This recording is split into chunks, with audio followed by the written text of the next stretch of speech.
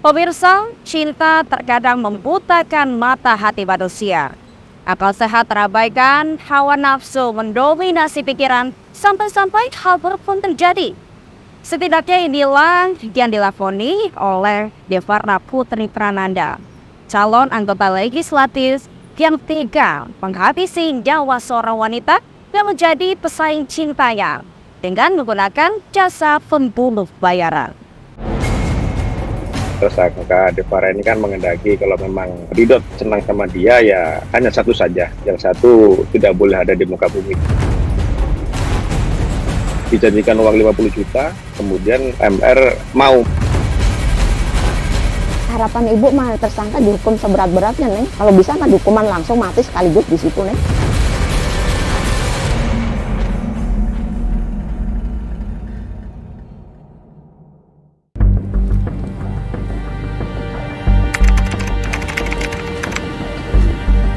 Minggu 25 Februari 2024, suasana Jalan Raya Banjar Ciamis terlihat tak seperti biasa.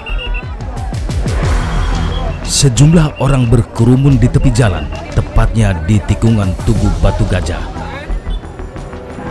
Garis polisi pun melingkari area tepi jurang yang ada di wilayah ini.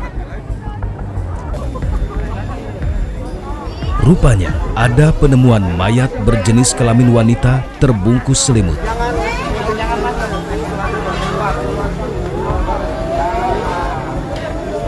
Aparat kepolisian dibantu petugas BPBD Kota Banjar kemudian mengevakuasi mayat tanpa identitas ini.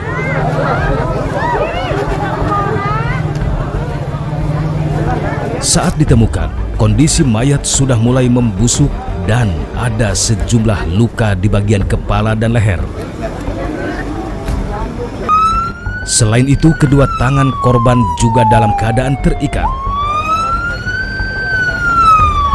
Untuk kepentingan penyelidikan, mayat wanita yang diduga kuat korban pembunuhan ini dibawa ke Rumah Sakit Umum Daerah Kota Banjar.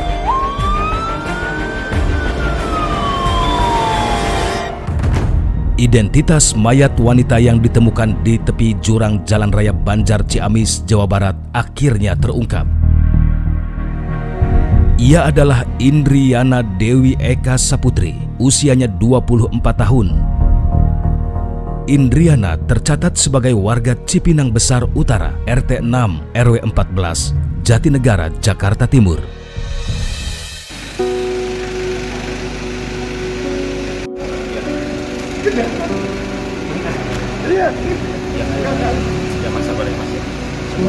Keluarga yang datang ke rumah sakit pun tak kuasa menahan tangis.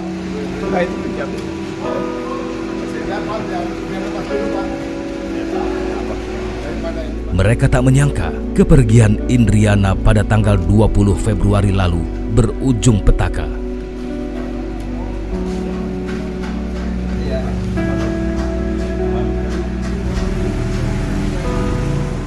Terakhir tanggal 15 dia minta, "Kak, tolong transfer itu." Itu udah itu. Terakhir pamit kemana? Pamit pergi ke puncak. Dengan siapa? Dengan teman-temannya. Banyakan gimana? Banyak nggak, itu cuman berapa orang itu, cuman tahu ngotek lagi di WhatsApp udah beda, bukan dia yang udah orang lain.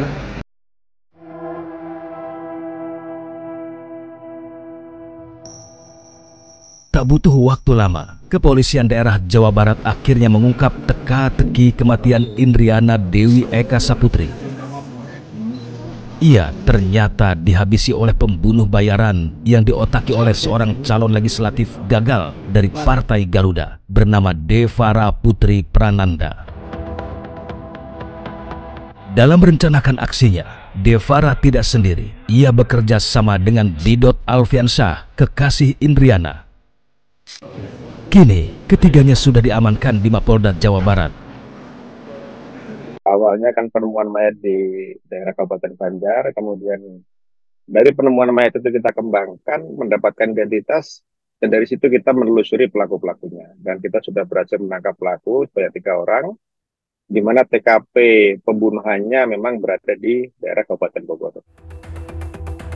Lalu apa yang melatar belakangi peristiwa pembunuhan ini? Ya, kalau kita lihat motif memang antara Didot, Devara dengan korban ini kan memang mereka ada hubungan asmara. Kemudian dari DA ini mengendaki ya mungkin namanya cemburu, maunya hanya satu orang saja yang menjadi pacarnya Didot begitu.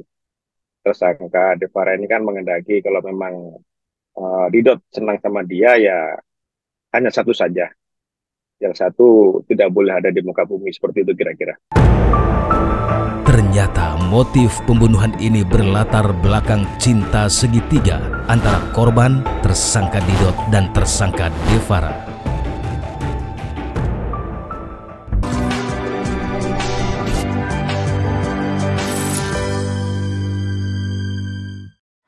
Devara Putri Prananda tidak sendiri memerankan lakonnya.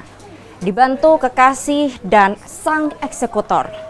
Devara sempat menyimpan jasad korban selama 3 hari hingga akhirnya dibuang dalam sebuah jurang yang berada di wilayah Banjar, Jawa Barat. Tersangka Devara ini kan mengendaki kalau memang Didot senang sama dia ya hanya satu saja. Yang satu tidak boleh ada di muka bumi. Dijanjikan uang 50 juta, kemudian MR mau. Harapan ibu mah tersangka dihukum seberat-beratnya, Neng. Kalau bisa mah hukuman langsung mati sekaligus di situ, Neng.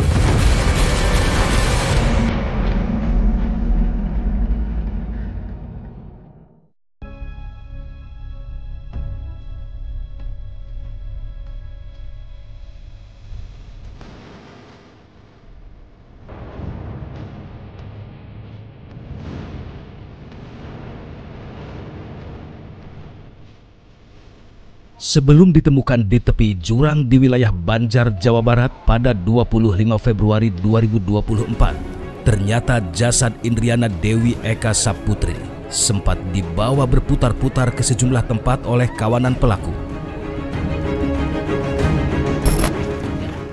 Hal ini terungkap dari olah TKP pembunuhan yang digelar tim penyidik Polda Jawa Barat. Rupanya, Indriana dihabisi di wilayah Bukit Pelangi Sentul, Desa Babakan Madang, Kabupaten Bogor pada 20 Februari 2024. Lalu, apa peran para tersangka dalam kasus pembunuhan ini? Pembunuhan terhadap Indriana Dewi Eka Saputri ternyata diotaki oleh Devara Putri Prananda yang sempat mencalonkan diri sebagai anggota DPR RI dari Partai Garuda. Selain Devara, kekasih Indriana bernama Didot Alfiansyah juga menjadi otak perencanaan pembunuhan. Untuk memuluskan aksinya, Didot dan Devara memerintahkan M. Reza Swastika untuk mengeksekusi korban. Sebagai informasi, Didot merupakan kekasih Indriana, sedangkan Devara adalah mantan kekasih Didot. Entah apa alasannya, rupanya Didot hendak kembali menjalin asmara dengan Devara. Namun Devara tak bisa menerima begitu saja. Ada syarat yang harus dipenuhi oleh Didot jika ingin kembali menjalin kasih dengannya. Devara minta agar Indriana hilang dari muka bumi ini. Jadi perencanaannya itu antara Didot dengan Devara, kemudian mereka berusaha mencari orang yang mau melaksanakan eksekusi. Itu dilaksanakan kurang lebih 1 minggu sebelum dilakukan eksekusi. Kemudian disanggupi oleh MR sehingga dilaksanakanlah eksekusi pada sekitar tanggal 20. Dalam rentang waktu tanggal 15 hingga 19 Februari 2024, Didot menemui Reza dan menawarkan pekerjaan yang penuh resiko ini dengan imbalan 50 juta rupiah. Karena terlilit utang, Reza akhirnya menyanggupi permintaan Didot. Tanggal 20 Februari 2024, Didot dan Reza akhirnya menjemput Indriana dengan menggunakan mobil minibus yang disewanya. Saat itu, Didot yang mengendarai mobil, Indriana duduk di bangku depan samping Didot, sedangkan Reza duduk di bangku tengah, persis di belakang Indriana. Setibanya di wilayah Bukit Pelangi Sentul, Desa Babakan Madang, Kabupaten Bogor, Didot turun dari mobil dengan alasan ingin buang air kecil. Dan saat itulah Indriana dieksekusi oleh Reza dengan cara menjerat lehernya dengan menggunakan ikat pinggang dari belakang. Ya, jadi korban setelah diketahui meninggal dunia, kemudian dibawa ke Jakarta, sempat menginap di sana 1 malam, menjemput Devara. Kemudian mereka berusaha mencari tempat untuk membuang korban, dibawalah mereka ke Cirebon sampai dengan Kuningan. Di sana mobil mereka mogok, kemudian sempat dinaikkan ke towing sampai dengan di daerah Banjar. Kemudian di Banjar itulah mobil ditaruh di bengkel karena memang harus menginap di bengkel. Malam harinya mereka berusaha membuang jenazah korban ke dekat bengkel, sehingga keesokan harinya ditemukan oleh warga masyarakat. Jasad Indriana sempat dibawa berputar-putar selama 3 hari oleh para tersangka untuk mencari lokasi pembuangan. Saat itu mobil yang dikendarai para tersangka sempat rusak karena menabrak sebuah batu. Sampai akhirnya mobil yang membawa jasad Indriana dibawa ke sebuah bengkel di wilayah Banjar, Jawa Barat.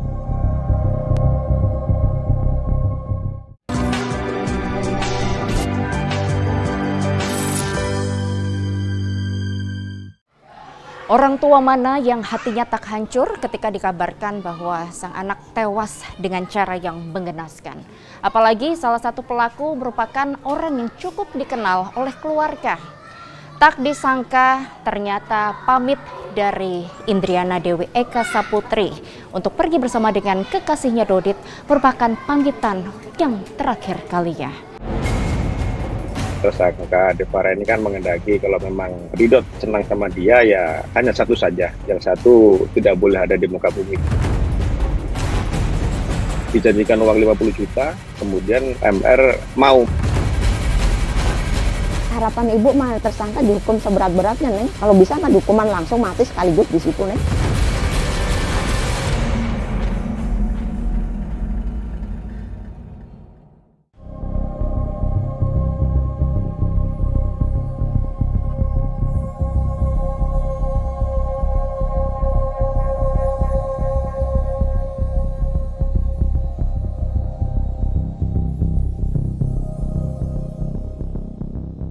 Sudah 20 tahun pasangan suami istri Muhammad Ro'i dan Endang Tatik tinggal di rumah kontrakan sederhana yang berlokasi di wilayah RT 6 RW 14, Kelurahan Cipinang Besar Utara, Jatinegara, Jakarta Timur.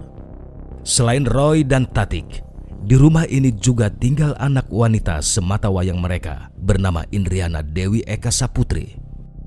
Kini, Roy dan Tatik hanya tinggal berdua karena Indriana kini telah pergi untuk selamanya, tewas dibunuh oleh pembunuh bayaran yang disewa oleh kekasihnya, Didot Alfiansah dan Devara Putri Prananda, caleg yang gagal masuk parlemen di Senayan. Saat kami temui, wajah Roy dan Tatik masih terlihat sedih. Sepertinya mereka belum bisa melupakan peristiwa tragis yang menimpa Indriana. Kepada kami, Tatik pun mulai bercerita awal mula ia mendapat kabar kalau anaknya ditemukan tewas. Dapat kabar itu dari kepolisian Banjar tanggal 26 jam 2 kalau nggak salah, tuh dapat kabar kalau telah ditemukan jenazah seorang perempuan tanpa identitas. Namanya siapa, Pak? Sekarang bilang gitu kan. Pertama saya tanya namanya Indriana gitu. Nah terus saya masih kurang yakin. Indriana siapa, Pak? Kan panjang kan? Indriana siapa, Pak? Indriana Dewi Eka Saputri. Tatik juga tak menyangka kalau salah satu dalang pembunuhan ini adalah Didot, pemuda yang sudah ia kenal dekat. Saya bilang begini, Pak, maaf, kalau memang itu jenazah anak saya, tolong kirim bukti, barang bukti yang ada. Gitu. Dikirim tuh barang bukti yang ada, Neng. Barangnya apa? Dari mulai atasan nih, kaos dalam talinya yang kecil gitu tuh, warna hitam. Terus celana panjang, warna putih garis hitam. Terus kutangnya, terus kaos celana pendek yang straight hitam gitu. Terus dalemannya dia. Itu dikirim, ada selimut, ada apa itu. Kalau selimut itu memang bukan punya kita ya, ibaratnya. Yaitu, sok tambah sok lagi nih, itu barangnya anak saya semua. Indriana pamit kepada orang tuanya untuk pergi ke puncak pada 20 Februari 2024. Sehari setelah itu, hingga sore, Indriana sudah tidak bisa dihubungi lagi oleh ibunya. Baru pada malam harinya, pesan WhatsApp sang ibu dibalas. Saat itu, pesan yang dikirim dari telepon genggam Indriana membalas kalau Indriana dalam keadaan baik-baik saja. 4 hari kemudian, tanggal 25 Februari, Tati kembali menanyakan posisi anaknya dan minta untuk video call. Tapi dalam pesan WhatsApp tersebut, Indri menolaknya dan Indri mengabarkan kalau dirinya sedang berada di Bali. Ternyata percakapan di WhatsApp ini bukanlah Indri yang menjawab karena pada tanggal tersebut, Indri sudah tewas. Menurut sang ibu, Indri merupakan anak yang baik. Ia ingin mengangkat derajat orang tuanya. Indri yang bekerja sebagai broker di sebuah perusahaan pialang berjanji akan membelikan orang tuanya tempat tinggal yang layak. Alhamdulillah sosok Indri orangnya baik banget. Semua orang di kantor bilangnya baik banget. Orangnya pengen banggain orang tuanya, pengen bangunin masjid, pengen bikinin rumah, pengen umrohin ibunya, pengen ganti mobil baru, ntar buat ibu. Itu nih. Masih ada tulisannya. Itu dari mulai pertama kerja. Dia udah direncanakan begitu nih. Dia juga udah ibaratnya udah survei rumah, setiap survei rumah dikasih unjuk ibu. Ibu mau ini enggak, yang ini enggak. Begitu. Setiap dia survei rumah, dikirim fotonya. Setiap dia survei rumah, dikirim fotonya. Ibu mau yang ini, Indri. Jangan gede-gede, Indri. Ibu sendiri. Ibu udah tua. Gitu.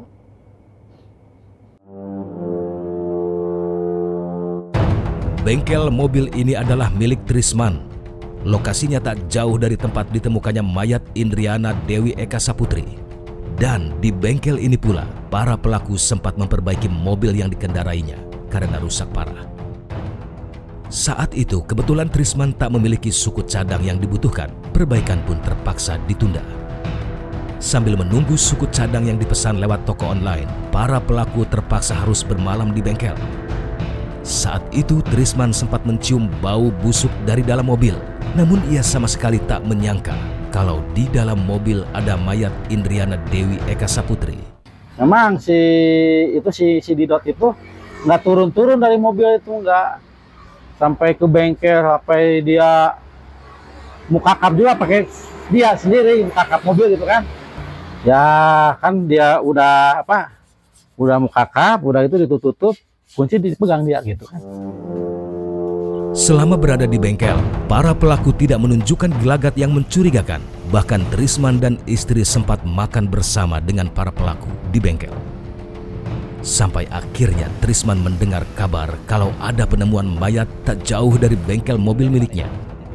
Yang lebih mengejutkan, ternyata pelakunya adalah 3 orang yang sempat memperbaiki mobil di bengkelnya.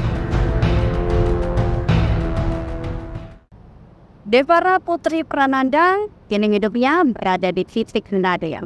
Sudah gagal menjadi anggota legislatif, sekarang malah tersangkut hukum yang akan membawa dirinya mendekam di balik jeruji besi penjara. Ya, itu semua karena cinta. Demikian menyikap tabir kali ini. Sampai jumpa pekan depan.